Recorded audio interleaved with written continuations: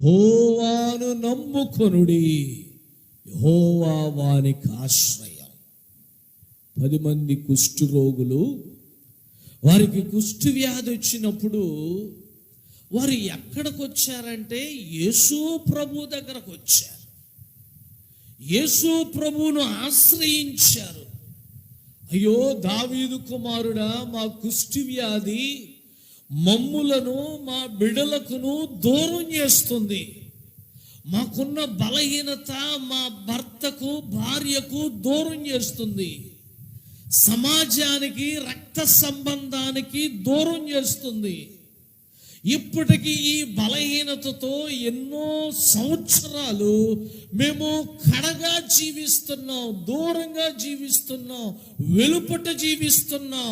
మా జీవితం అంతా కూడా ఎడారి బ్రతుకైపోయింది, అరణ్య రోదనమైపోయింది.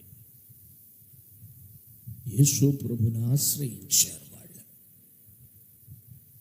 దేవుని సన్నిధిలో మన జీవితాలు దేవునికి దూరమైనప్పుడు మనం పడుతున్న నష్టాన్ని, కోల్పోతున్నటువంటి మేలులను, మనకు ఎదురవుతున్న సమస్యలను గుర్తించక, గ్రహించక, స్పర్శించక ఏం చేస్తున్నామో తెలుసా?